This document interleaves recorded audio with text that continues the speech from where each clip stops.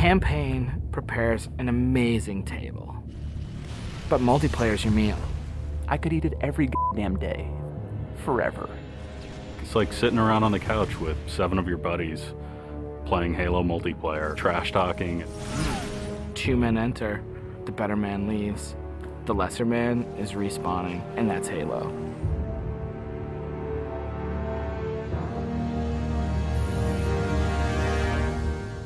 The beta. It's super important to have these like big ticket like milestones that sort of force a bunch of wishy-washy designers to get their shit together. So for the multiplayer team, it is absolutely a test of all the stuff we've been doing. Destination. I'm really terrified about what people are going to say. The public beta is where it all comes together. Beat the shit out of our code, come break our cookie system, come try to, like, it's a great security test. Maybe they're going to find new glitches that we can fix. That's why I'm like, please, please, find new glitches, find new glitches. We made a bunch of changes in Reach that are pretty significant. For multiplayer, especially, there's a lot of people who are super passionate about the features that we put into it. The DMR is absolutely an awesome, worthy successor to the battle rifle. You kind of get control over how accurate your shot is going to be. If you're spamming that trigger as fast as you can fire it, it's going to go kind of wild. If you're trying to like hit a guy really, really far away, then you have to slow that down. Everyone's totally destroying with the DMR. It's like everyone's got a Death Star in their hands. I usually go back to the Needler. That's one that always makes me happy. Everyone's always wanted the Needler to be sweet because it's hilarious and fun. Then it gets too sweet, or all of a sudden like something gets fixed, and it's like, oh, tracking's fixed now, and you're like, guys just burst. It's been fun to go back and kind of re-envision some of the old friends. Like the sniper rifle. Like I pick up the sniper rifle and I'm like, this is it. It's totally happening, and I'm about to rain death on the plebeians that I work with. Overkill. And I'm like, yep, it's back. The Covenant focus rifle is awesome because it's like that Sentinel beam from Halo 2, but now it's a sniper weapon. When the pistol started to come back, it was insane. It was so awesome. I'm super excited to see what people do with armor abilities. It totally changes the game. You've got this secret weapon in your back pocket that's your fourth leg of fun. What do you want to be? Like invisible? Do you want to fly? Do you want to turn to stone? With Reach, you've got guys in jetpacks flying around, invisibility guys just showing up. It's kind of a give and take between us and Sage and Josh trying to figure out like what's that perfect balance with all the new stuff. There's a lot of that goes on. They're like, shh, don't tell Sage, he'll nerf it. You're juggling plates, right? You're just sitting there spinning the plates, and occasionally once you're spinning, you're like, ah! And you're like, making Viz more powerful. And everyone's like, no, I'm picking Viz. And you're like, okay, make it less powerful. And then, oh, no, everyone like, I mean, that's what Sage and those guys are doing. It's a fucking huge challenge.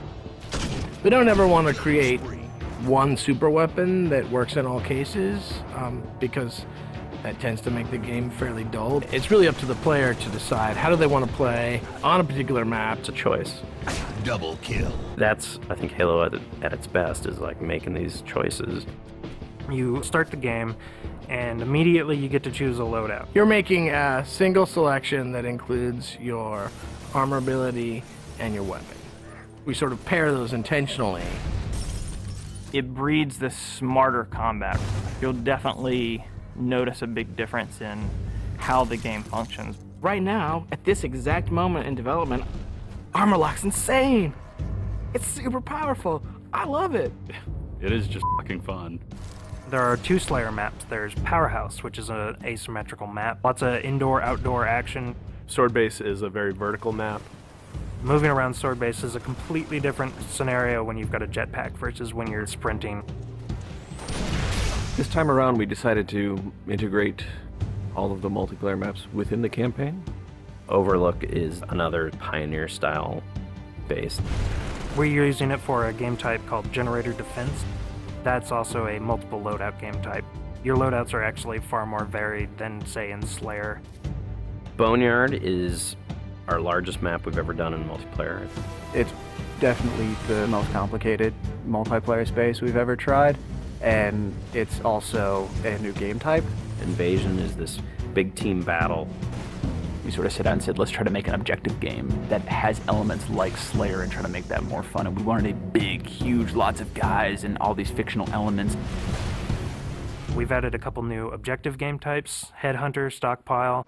Headhunter. It's so much fun.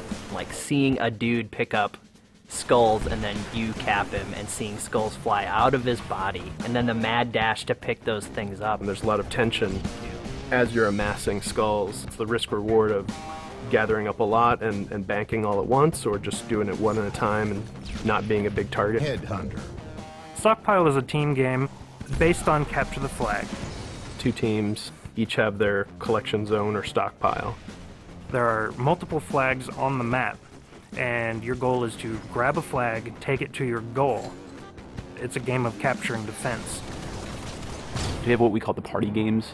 We have Race, we have Oddball, we have King of the Hill, but like, Slayer's the thing you keep coming back to. Like, for me, Slayer is the game. Slayer is multiplayer. The arena is a really awesome evolution for people who want to play really hardcore competitive multiplayer. Let's just acknowledge that Slayer's awesome and try to build that space where we can sort of say, like, if you're hyper competitive, care about stats, let's make that for you. Bam, games, games, games, push. Rating, push. Division. The better you play, you'll eventually be put into a division. The arena divisions are broken up into Onyx, Gold, Silver, and Steel. You can say, oh yeah, I was Gold, you know, and like that means something. And I'm like, oh yeah, that's cool. You're basically a AAA baseball player. And I'm like, I'm Onyx. Like, you just met f***ing Roger Clemens. Our matchmaking system is really good at matching people up based on skill. What it has never been really good at before is saying, well, how much fun will these 2 people have playing together? I'll sing. Some of it's obnoxious. I'll get muted. Why can't I tell the system, dude, find me the people who love playing like a team player? Instead of just trying to put 8 people in a game together, we first use the social preferences for finding teammates. And then we can say, find 4 of the people who are really good skill match. Without players thinking about it, we hope that it'll lead to better social encounters. Active roster essentially is us bringing the Y menu back from Halo 2. It's a way of saying, friends are online and this is what they're doing, so I can hook up with them with a minimum of fuss. Everything that you see in the game, there's a path to getting. We can make this game about you. I really wanted to make sure that players were able to invest themselves in the Spartans that they create, and then be able to carry that Spartan back and forth between campaign and multiplayer seamlessly without them feeling like it's 2 different experiences. Start at 0, nothing. Invest, play the game, no freebies. You're beta testing, have a t-shirt. Little avatar t-shirt. I'll be wearing one. The fans should never assume what you see in the beta is set in stone. What's working about Powerhouse? The jetpack is practically crying out for abuse. Is Rocket Spawn open? Is that good? In the end, it's all about the game, and the game is king. There's that magical step in the process, like it stops being software, and all of a sudden it's more like this thing. I'm playing with my friends having a beer. It's awesome.